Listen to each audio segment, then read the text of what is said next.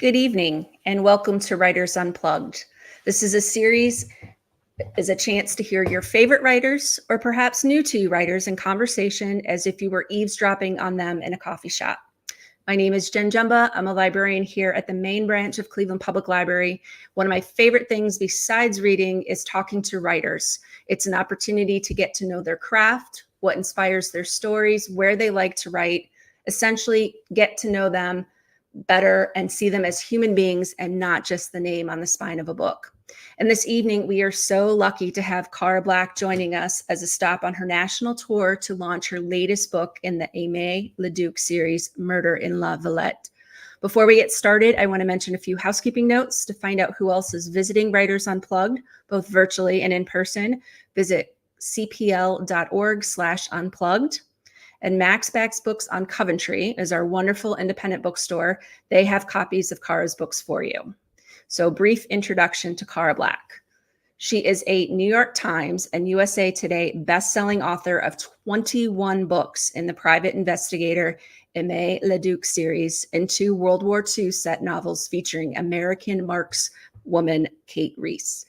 Cara has received multiple nominations for the Anthony and the McCavity Awards, a Washington Post Book World Book of the Year citation, the Médaille de la Ville de Paris, the Paris City Medal, which is awarded in recognition of contribution to international culture and invitation to be the guest of honor at conferences such as the Paris Polar Crime Festival and Left Coast Crime.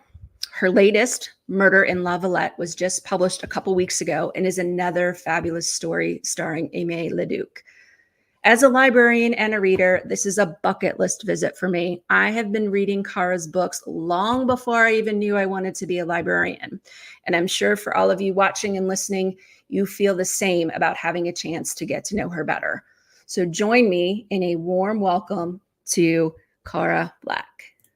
Hello, Jen. Thank you for having me. Oh, thank you so much for being here. This is amazing. So I first want to just say congratulations. This is your latest Aimée Leduc in the series 21. That's right. Absolutely amazing. And so when I was doing a little bit of research, as we librarians are wont to do, I was blown away by your story about your first trip to Paris and who you met when you were there. I think it's one of my favorite stories. Will you share that with everybody watching tonight? Yeah, I had, when I was in high school, I read Romain Gary, the famous French author, and I wrote him a fan letter, as one does, and the kind of letters that you put a stamp on, right?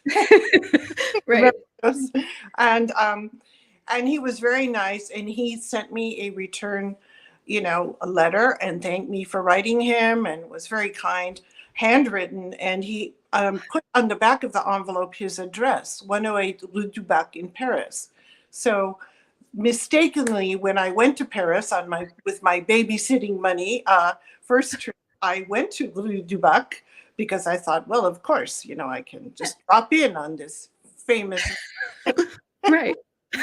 And I mean, it was an amazing building. I mean, and stairs and the stained glass window and going up, and I knocked on the door, and this man opened the door, and he had this black hair and this mustache, very, very charismatic. And he goes, "Do I know you?"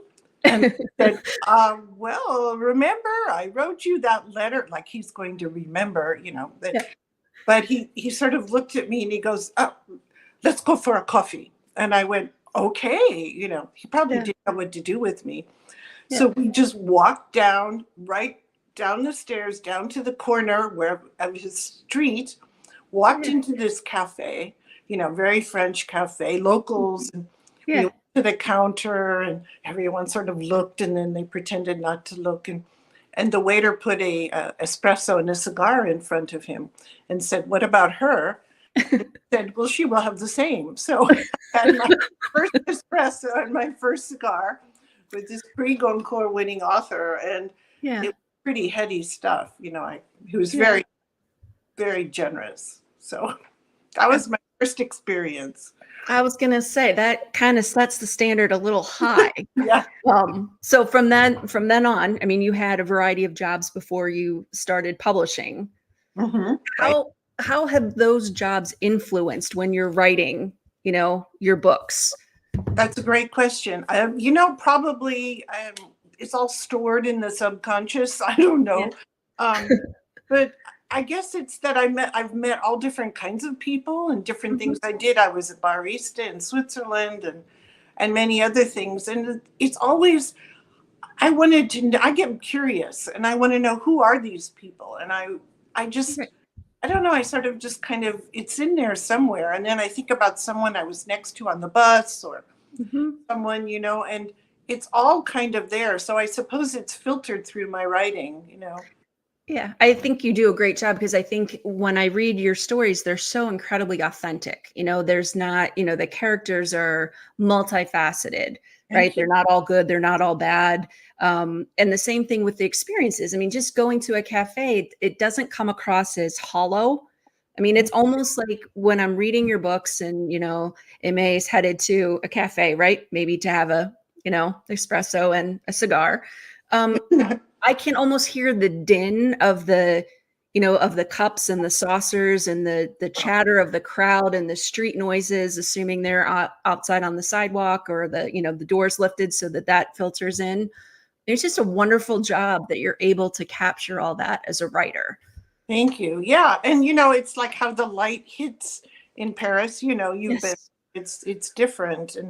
And what are the street sounds? And so I like to think that I'm standing there in her stilettos or her high whatever, and here's what she's going to smell and hear and taste and see, and feel, because there's so many textures, and I feel often as a writer, I need to be aware and put those textures in, how the stone feels. It's, centuries old stone, and you brush against it. And I just want to put you in her footsteps and go with her and experience it like she does. And you do such a good job. So I'm joined in conversation this evening with best-selling writer Cara Black. Latest is Murder in La Villette. Will you kind of give us a snapshot of what this story is about?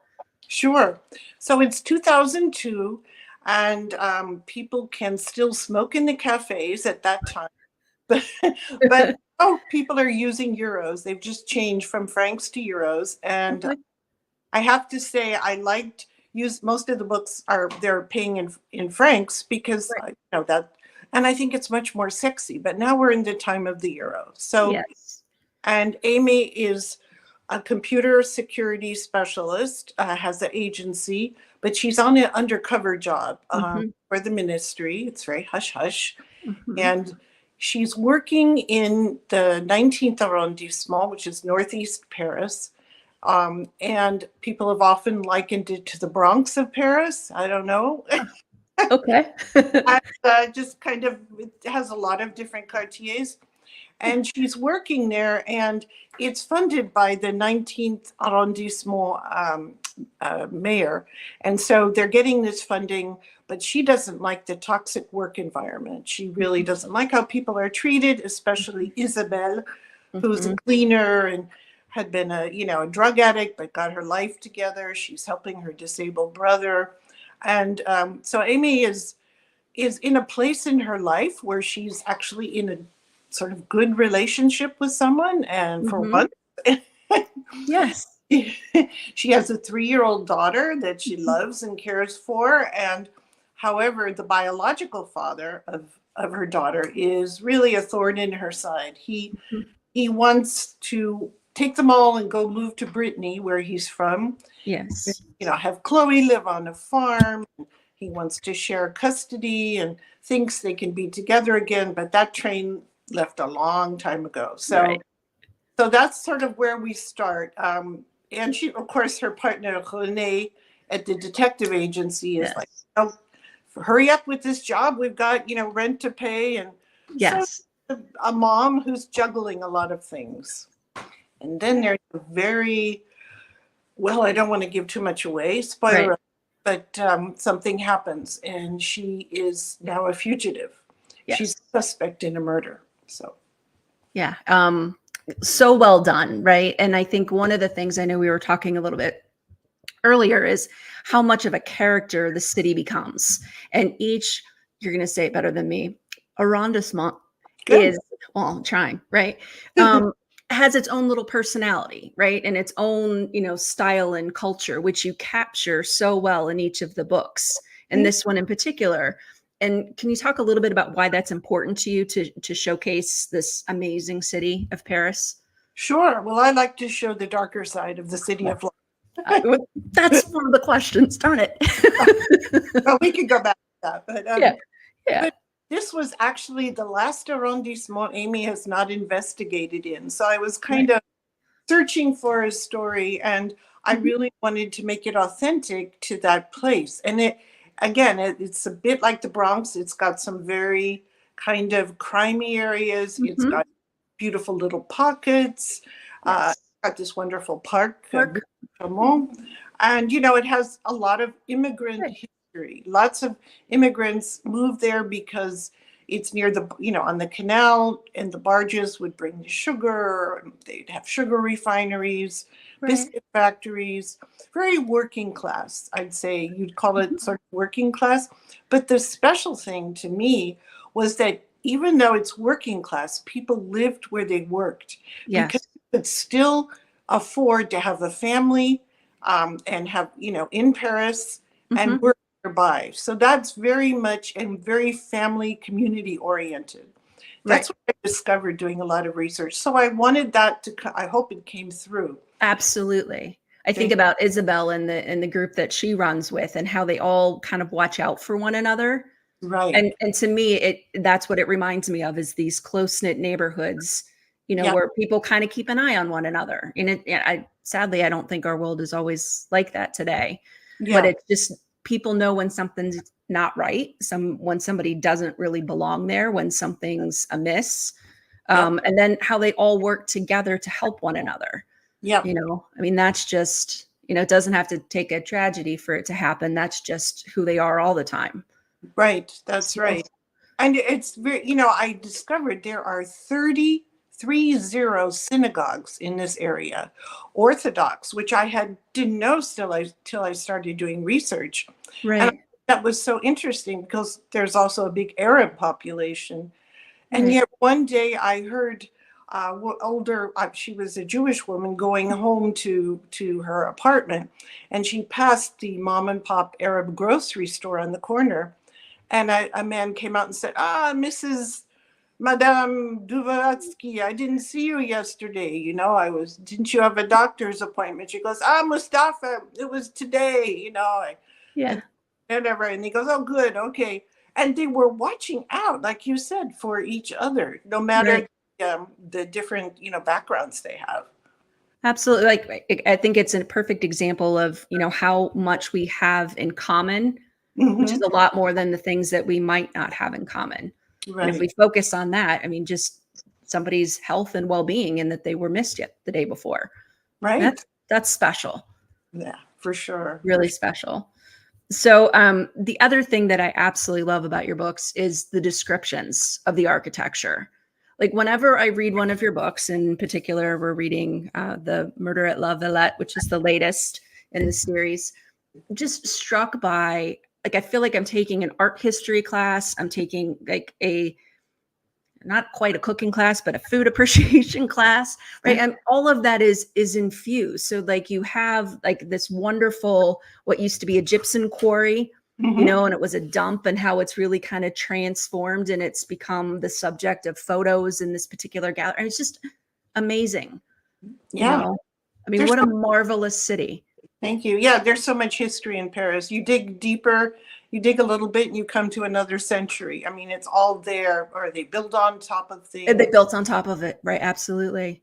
And, Yeah. and struck by like the memories that we associate with those places. Because at one point, Aimée's talking about the market, with the glass roof, and she used to go there with, her father, Yeah. you know, and he would hold her hand, and they would walk through. And it's just those kinds of things are just like little special touches within the story that just make it a treasure, right? As a reader. And it's a great market, by the way. They've redone it. It's really a good one now. Yeah, absolutely. And one of the great things that you do, and I'm going to show this really quick, is you have a map of the city. So I can't tell you, like, you know, how great it is to read. I mean, ebooks are great and listening is great, but being able to hold an actual book and flip back and forth as you're describing Aimée's journey, and she's walking from here to here, and then she's going to go here. Like, I'm following right along. Oh, good. You know, which is fabulous. And somehow I think, like, if I ever make it back to Paris, like, I'd be able to do the same thing. Yeah, no. Well, I'm a mapaholic, you know, and I really have to say, let me just show you. Yeah. As I'm writing, I'm always with it. So Absolutely. Each arrondissement, it has the metro, it has the buses, it has the streets. Yeah. So nobody ever says to you, that metro stop is not there. Because you're like, it is. Well, yeah. Well, yeah, but of course, you know, things have changed. Like they may have a different entrance. One street may be one way now. It used to be two-way in 2002. So I can always pull that up. But basically, you can go where Aimée goes. For sure. Yeah. That is special. We're talking with best-selling writer Cara Black. So excited. And her latest in the Aimée Leduc series, number 21. So I have a question for you in terms of, there's 21 books in this story, which is an absolutely fabulous overall arc. So, like, there's binge watching. I encourage you all to binge read, right? Start with one, go all the way through. You will not be disappointed. That being said, how do you keep track of Aimée? Because I envision, and it's probably not appropriate, but, like, you know, those boards that have like string and yarn and pictures and maps, kind of used in crimes. Kind of envision you have something like that wherever you're living to try to kind of keep everything connected.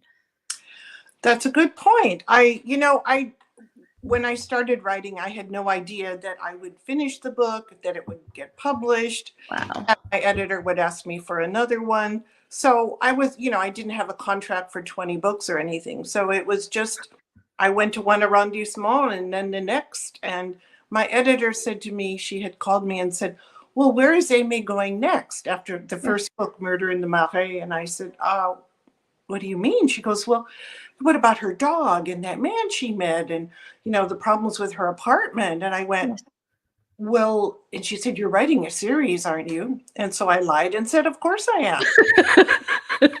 So then I took notes. Okay, dog, a man, apartment.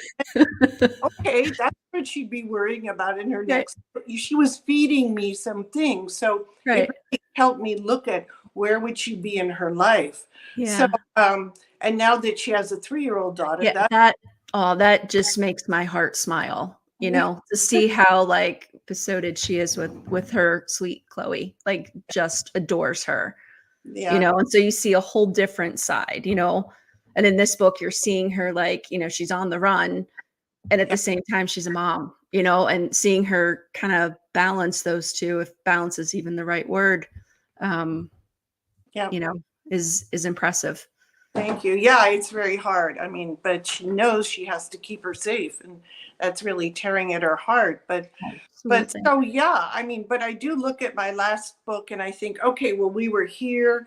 Who did she meet? Oh, and actually the rabbi that they briefly meet in this story. Yes. In my first book, Murder in the Marais, and then he goes another book. So sometimes characters pop in if they need to do a job or can help out. Right.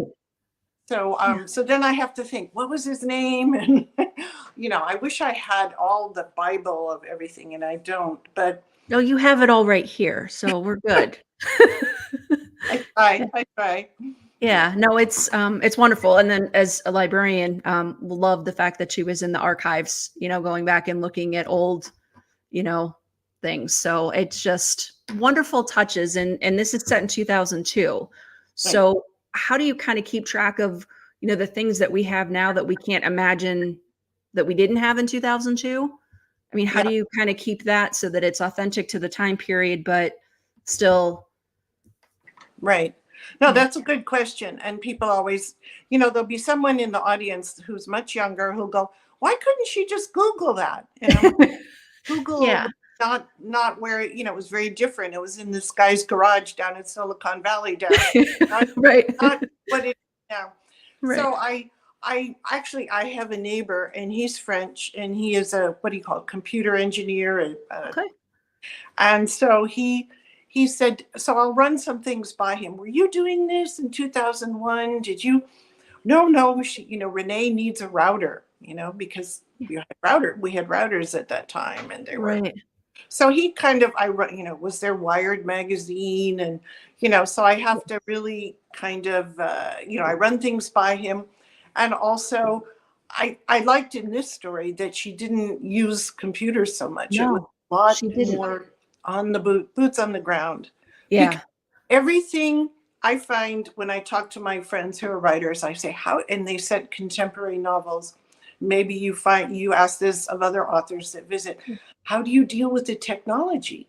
Because everything can be traced or pinged, or, we all have smartphones. So Aimée doesn't have a smartphone because they didn't exist then. So it goes back to like, are you able to think critically, which I think sometimes technology kind of supersedes that sometimes, where we, right.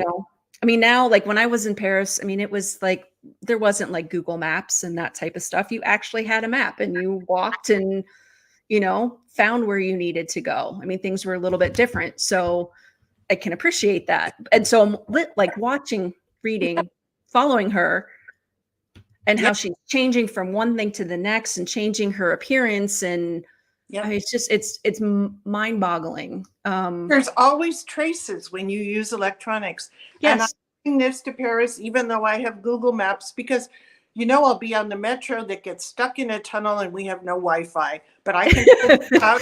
That's exactly right. Get myself where I need to go, because things always happen, Right. And I just feel better with a map, and I can look back at it, and I don't have to have Wi-Fi. So. That's exactly right. Yeah, I guess I admire Aimée's like grittiness. She's incredibly smart, but she's also gritty. Some of the stuff that she does and she's able to kind of evade, mind-boggling. She's truly a hero, right? And at the same time, so we're talking with best-selling writer Cara Black. This is her latest, Murder in La Villette.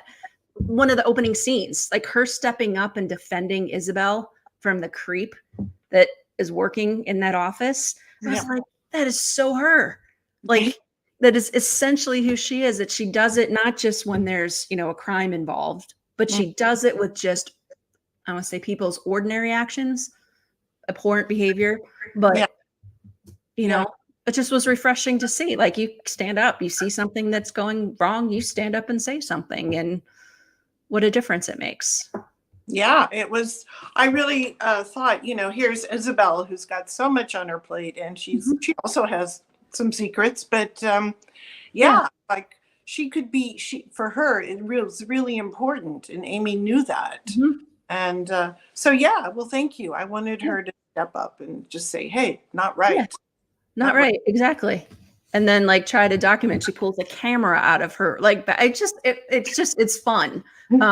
Certainly fun to read and to see people, doing the right thing, no matter how small the infraction, right? Relative to what she does for a living. Right.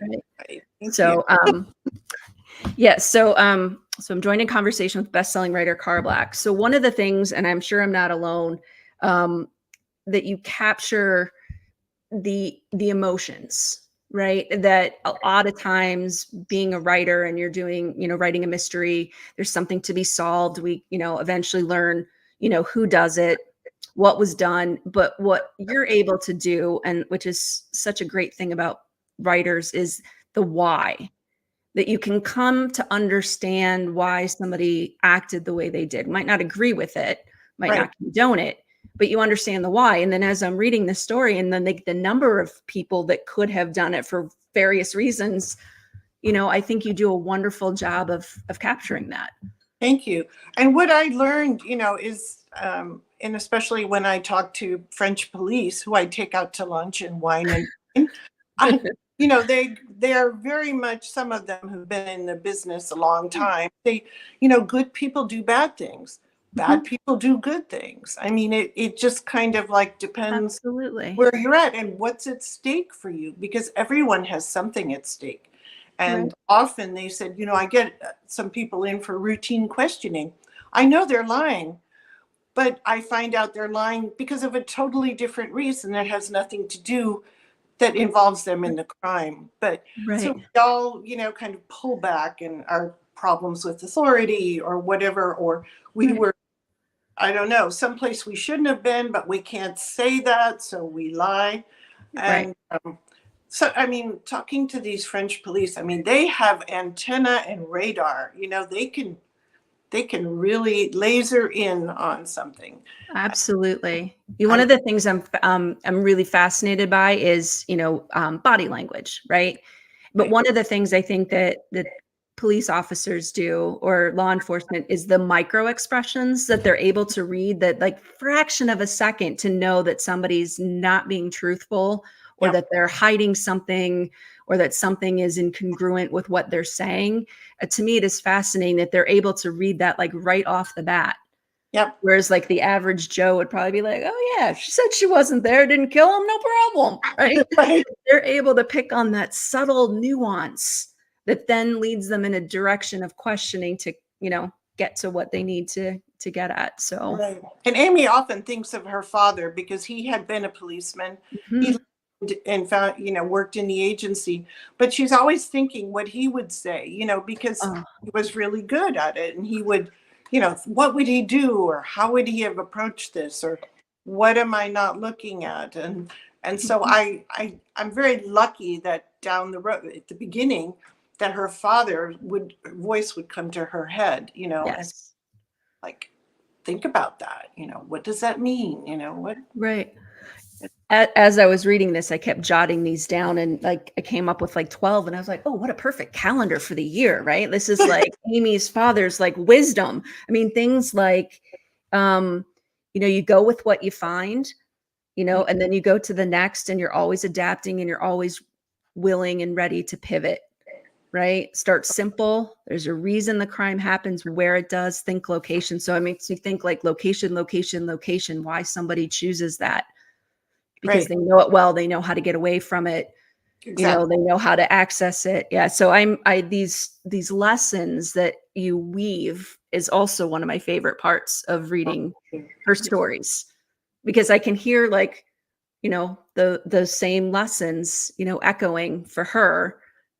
It's really special, Thank you. Yeah. to infuse the experience with her experience, and then being able to adapt, you know.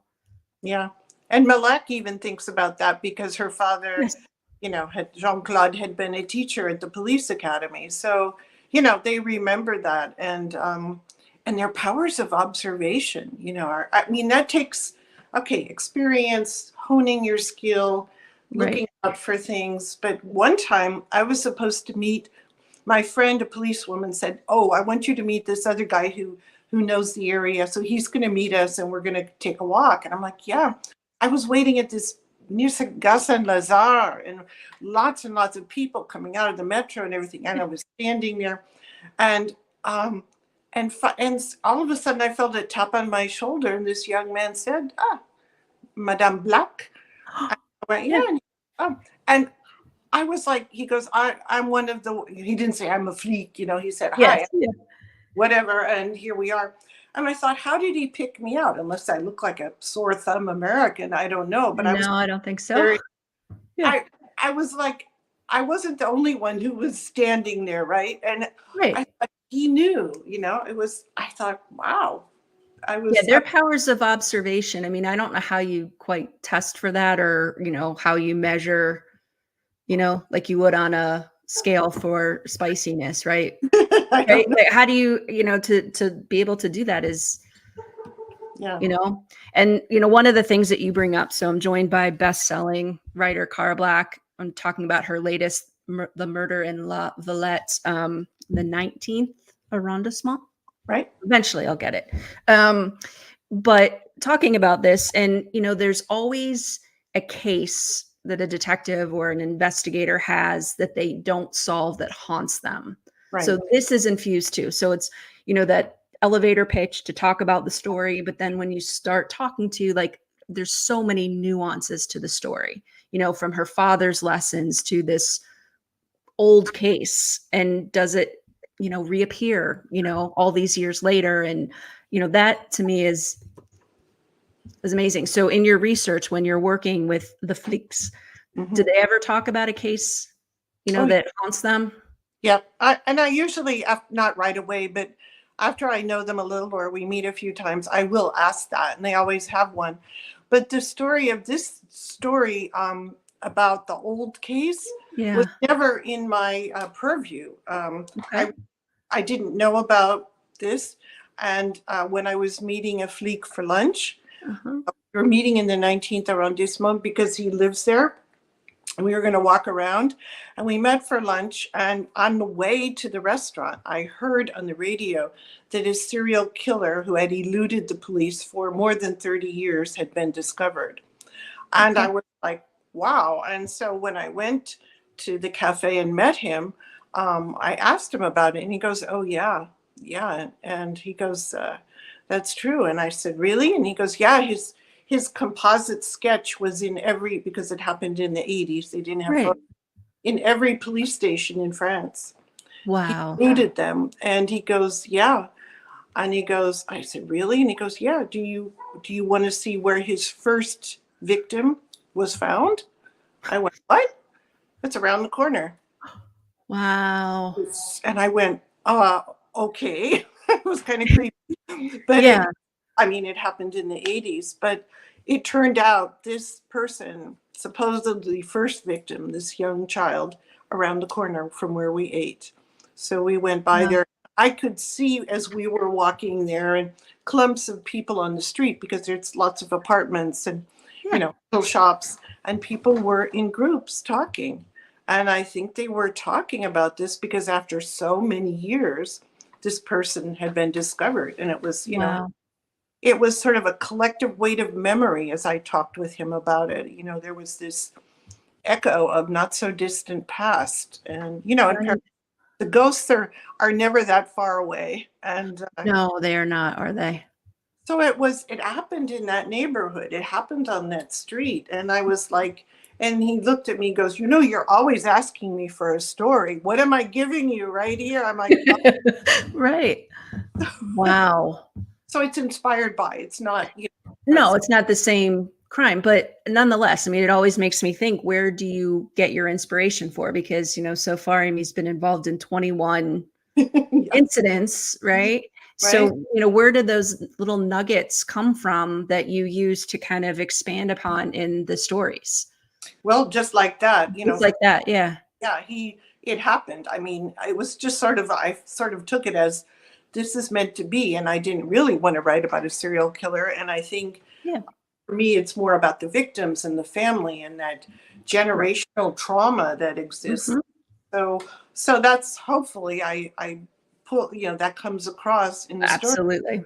But it always comes from every story, something I've heard, something I've read, something I saw in the archives that made me go, well, this is interesting. What else is going on here? Or what could happen? Or that what if, right? The what if, right? Mystery writers, we go, that what if, and then we start to bug out, and go, oh, this could happen. What about this? So it's always something that's, and this felt very organic to this area. it happened there. So, it felt to me authentic in a fictional way, that this was kind of the fabric, for the past more than 30 years here. Right. So they did find him, like, in real life. Yep. Okay. Even better. Better. Wow. So that has to bring a tremendous amount of peace and comfort to those families, because in some measure, right. Yeah. In some measure. It won't bring the person back, but there has to be some sort of knowing that he can't hurt anybody else, or she can't hurt anybody else. They can't hurt anybody else, whatever the right phrase is. That's a good point. Right. Yeah. It's kind of like here in Northern California, when we got the Golden State Killer. Oh, yes. Remember, it was, even so he was, but no one ever knew, right? And I remember when I was young, my mother was like, "Well, you come right home from school," and Yeah.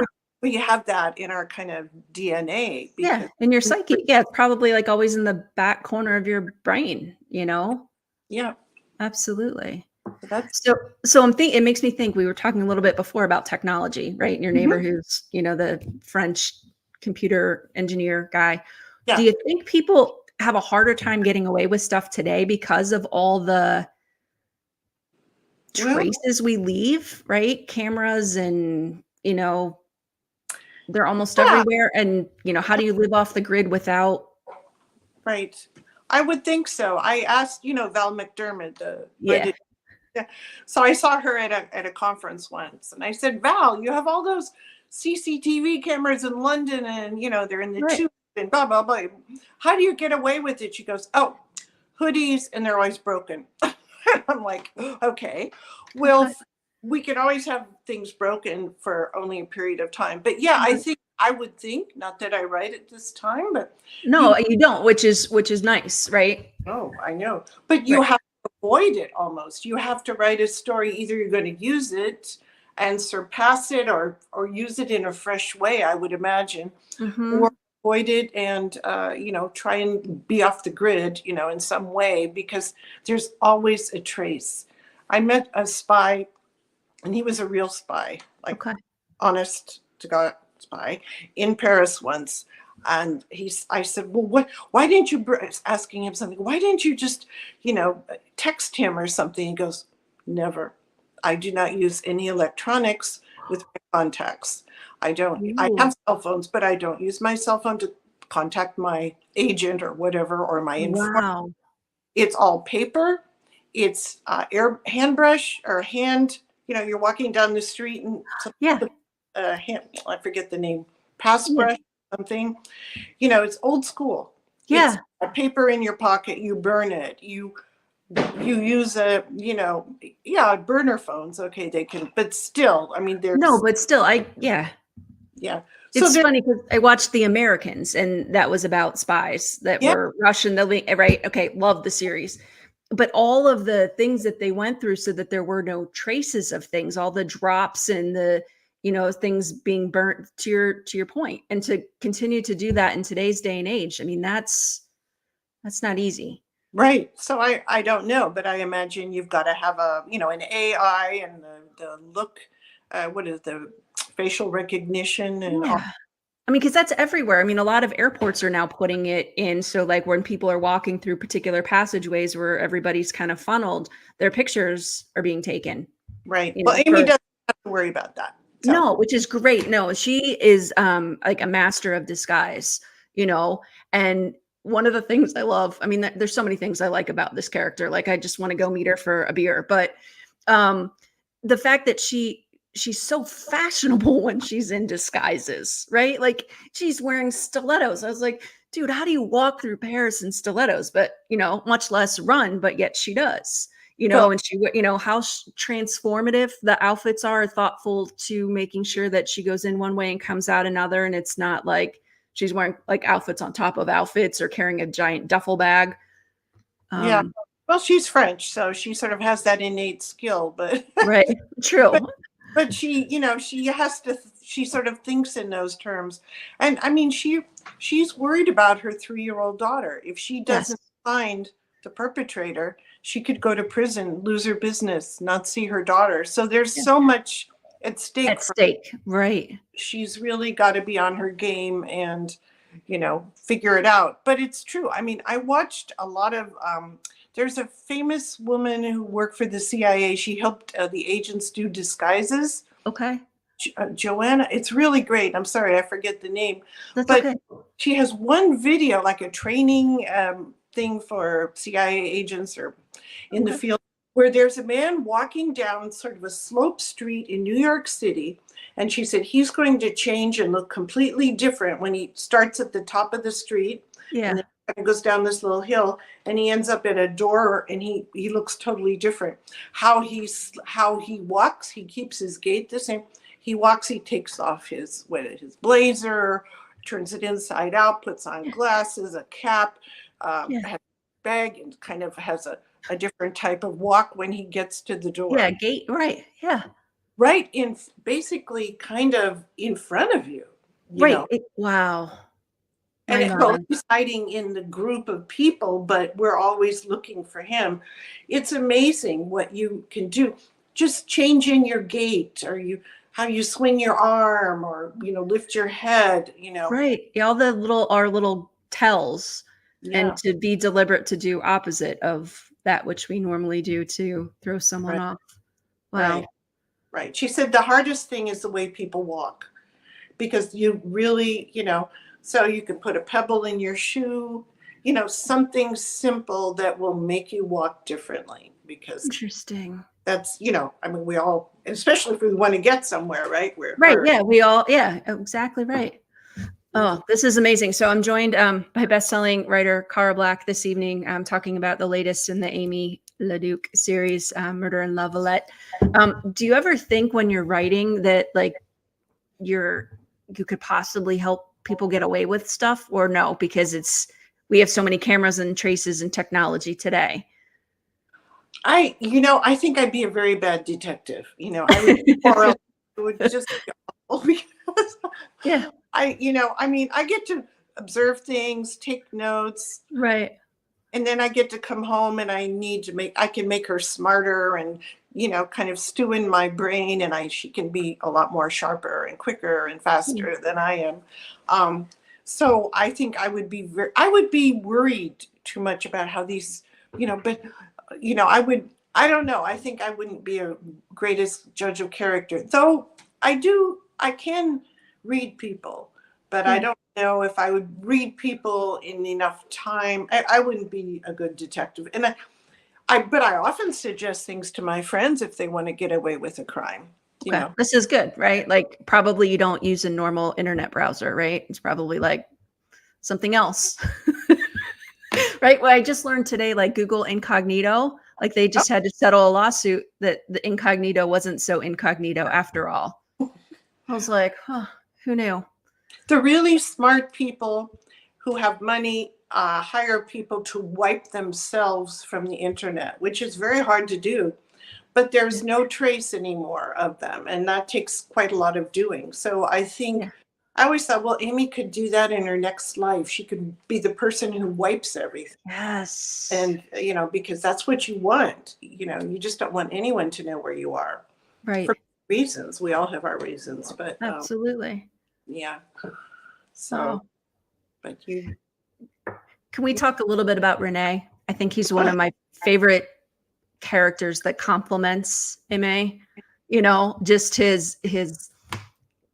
his comments, right? Like he just delivers things in such a way that I find myself that I just kind of chuckle. Things like nature belongs on a postcard. And when he has to go up, towards Brittany to try to find stuff and it's, raining and there's nature. Yeah, he's a city guy, right?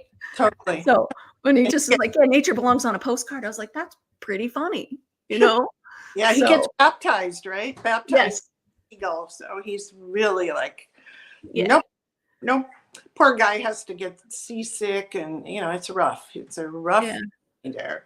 But yeah, he's wonderful. He's, such a natty dresser. He has his handmade shirts, and he wants to look good. He's Chloe's godfather. He worries about her. He's once in one book, Amy caught him when she was really little, maybe just sitting up, and he's showing her Chinese flashcards, and she goes, Renee, she's going to know Chinese when she goes to preschool. And she goes, no, Renee, I want her to be happy. I want her to feel loved. I mean, he's hiding all his other little flashcards and things. Right. So, they're just such a wonderful dynamic between the two of them, a friendship and then a working relationship, and they have each other's back all the time, and it just it's a wonderful thing to read. Yeah. So yeah, he has to put up a lot with her, with a lot, and he often tells her, you leave a little out in the tact department, and, yes. yeah. She had to remember that. Renee always says, I need to work on my tact. So yes. Yes. But at the same time, like it is exactly the right observation, I guess, so to speak, right? Yeah. Kind of calls her out. But yeah, sometimes it's not what you say, it's how you say it. It's what my mom always told me growing up. So Yep. yeah. Exactly. So the other thing, can we talk a little bit about Aimée's, struggle throughout the book about her relationship with Malak? Hmm. Yeah, Malak has, he's well, let's see. When she got pregnant, he did not want to be involved. This was a Nope. while ago, Right. and I want to be involved. Went off. That's fine. She Right. was okay. And then all of a sudden, when she was getting christened, the church where Aimée was christened on Ile Right. Saint-Louis, who turned up but Malak and his new wife, who are uninvited, who weren't even supposedly interested, and he's come Yes. across very strong as wanting to share custody, and she's like, Hey, yeah, what? where have you been? Yeah. Yeah. So that sort of starts off, and then through several books they go through some things, but he does want to be a part of Chloe's life. He Yeah. really makes an effort, and when he's with Chloe, he's great. He is great. Yes. But it's on his terms. Yes. That's their whole thing. And he thinks there's a chance, and she's like, no, and she doesn't want to move to Brittany, but she also feels, am I being selfish that, Right. they wouldn't have this wonderful outdoors to live in? But, Yeah. it's, so there's always that. And Malak, it's always, he's great, but it's also his way. And now she's in this actually really good relationship for kind Yes. of time with Yes. the week. And then here's Malak, just kind of barging right in there. So they have this problem, and so she's always torn. That that she's got to allow him access, but things happen. Things happen in this story. Right. Absolutely. So I'm going to talk a little bit about writing a series. So Hank Philippi Ryan Sure. talks. Yeah, she's written a small series, and then she writes a lot of standalones. And she always talks about like, well, I don't have any loyalty if I'm writing a standalone, right, to the main character, because it's a standalone. Whereas, most of us come because Aimée is here, and we have grown to love her, for a variety of reasons. So that's important to you, I would imagine, is writing a series, is making sure she's always okay. Yeah. That's I like that, what Hank said. And I think that's true. I think it was like my 18th or 19th book before I wrote a standalone, what I thought was my standalone 3 Hours in Paris. Yes. And it was very different. And I Yes. got to do anything I wanted. And I didn't, I left Aimée, and my editor was encouraging me to do this, to try something. And I was scared, but I needed to flex new muscles. Yeah.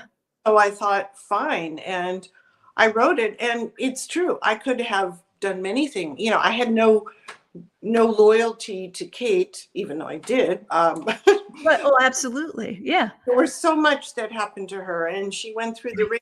And, so and so then when I wrote the next one, I was like, wow, well, do I still have loyalty to her? Maybe for a limited time. But true, when it's like writing your first book, you're creating a new world. Yes. Got new problems, new stakes. They have different reactions. So it's, and people die. It's like, remember Game of Thrones? I mean, yes, really great actors, they die right away, and we're like, what? Oh, that's not supposed to happen. That's exactly right. No, of course we see flashbacks, but right. so you can kill off major people in a standalone, and shock yourself, and do twists, that maybe you're not so worried about when you've got a whole cast of an ensemble piece, so to say, in the end. So I'm thinking they were two different time periods, when you write about Kate versus writing about Aimée, like, and how they would interact together. It kind of like, sometimes I wonder, like, if characters from one series meet up with characters in another series, almost like a, I don't know, mashup or something like that. It Just might fascinating. it might happen. Ooh, that would Yeah, be awesome. yes, something might happen. And you know the term Easter eggs, right? Yes. Yes. So of course you're a librarian, you know. An Mhm. Easter egg might be appearing in other books where it might be characters we've met in previous books, Yes. but you don't have to know who they are if you haven't read those other books. Correct. Yeah, because that's the question that I've always comes up. You know, do people need to read this series in order? And the Right. answer is no. However, it's better if it's read in order because you get the overall arc of Right. that character. But there's always enough that you will refer back to so that somebody, but not so far back that, yeah, it's Right. Well, yeah. I'm reading right now the new Jackie Winspear, The Last Maisie Dobbs, Oh, because I'm going to Maisie. review her. And so it's really interesting having read the first Maisie and all this. But Yes. but reading her, the one that's coming out, I guess, very soon, Yes. you know, I she has in there what's necessary to the story. It's Right. what we need to know if we, you know, or why we read Maisie 4 years ago or something. Right. Do you know what I mean? So I feel you need to make the current book, which hers does, and I hope mine stand alone too. If you just picked it up right Yes. in the bookstore, you would Absolutely. get who they are, Mm-hmm. you know, and hopefully there's that, because we can never count on people, you know, having read every book. And, you know, so I'm encouraging everybody to binge read all your books right now. yeah, well, I would prefer that, but of Right. course. Yeah. Well, it's funny because when we were able to coordinate dates for this, I went back and I reread the first one just because after, you know, reading the latest, just to kind of see, and it's wonderful, you know, to kind of go back and see, you know. And then there's a line in here about, you know, the Russian nesting dolls. You say it's a riddle wrapped in a mystery inside an enigma. It's like one of my favorite lines in the Thank whole you. book. Well, you know who really said it, or it's attributed to Winston Churchill. Well, yeah, yeah, Appropriated it, but I think it was Winston Churchill who said it. But yeah. I in the nesting dolls, so that's how I tried to, you know, kind of make it Yes. like Russian nesting dolls, and then using his kind of slipping that line in. So Yeah, it's a wonderful line, right? And it makes perfect sense when you think about the Russian nesting dolls and your yeah, stories and how things just are nuanced, and you know, you think you get one thing and then there's something else, and yeah, it's a yeah. wonderful thing that you do as a storyteller for sure. Well, and also when I was there researching in the 19th, I would find someone, I would meet someone, and they took me to the talking about Isabel. You know, I Yeah, went to the biker tattoo bar. It existed. seriously. Did you get a tattoo when you were there? Well, they've moved now, but Oh, okay. I already have a tattoo. But yeah, Yeah, I mean, it existed. So I went, yeah. "Oh, where would you go if you were on the run? You were a fugitive. You had nowhere to go. You would go to a biker tattoo bar because Isabel could hide you. You know." That's exactly right. So it was suggested after George, 80 years old, took me, said, "You need to know about this place." Yeah, it's a wonderful way to discover the city and then to be able to infuse your stories with those details, Yeah, you definitely. know. Yeah, So very. we are certainly fortunate as readers. So I'm joined in conversation this evening with Cara Black, best-selling writer. This is the 21st book in the Aimée Leduc series, Murder in La Villette. So my goodness, time flies. So as we wrap up this evening, final 5 questions. As a mystery writer, do you like puzzles? And are there particular puzzles, whether it's jigsaws, crosswords, Sudoku? I do that things, the spelling bee in the New York Times. That's something Oh, I do. good. I'm Yeah. very bad. I'm very bad. No, are you a Wordle person? No, no, I'm not a Wordle person. Okay. No. Sorry. No, don't be. I mean, I think I have 5 letters. I think I can get it, but no, not all the time. Who would you rather take on a road trip, Aimée or Kate? It depends where we are, where we're going, and what time period. True. if it's modern day, I would take Aimée because she's, but then, Kate could take care of business, she's a Yeah. descendant of frontier women. So Right. she might be the best one all around, kind of get Yes. out there.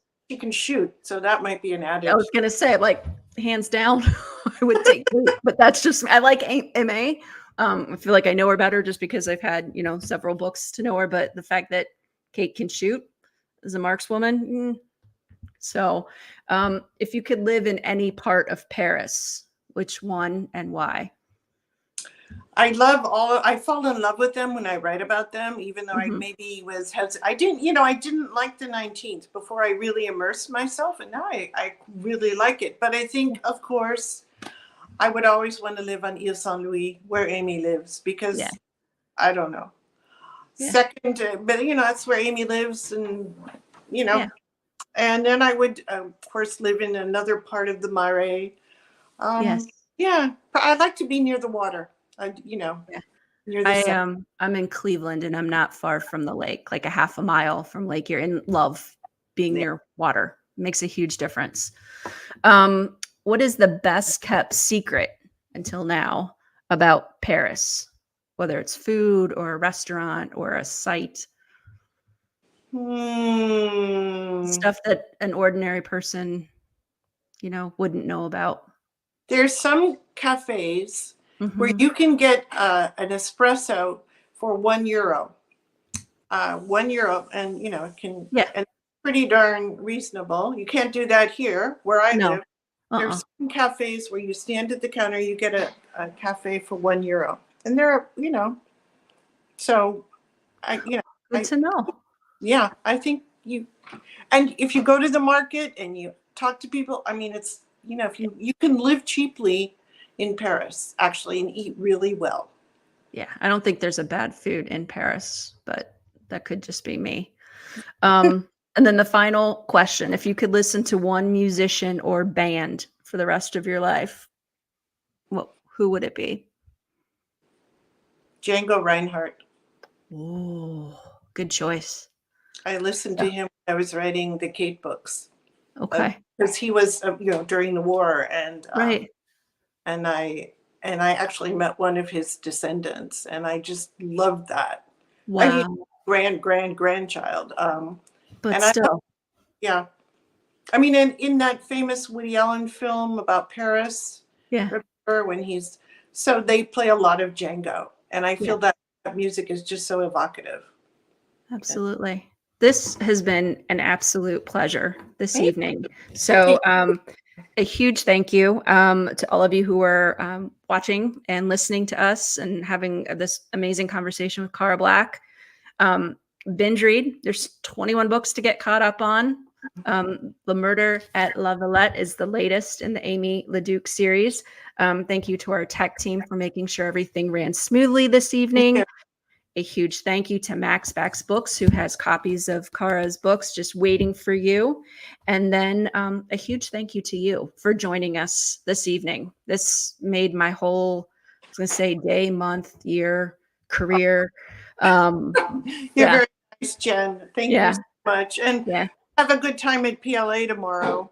absolutely. Wish you could be there, but, Yep.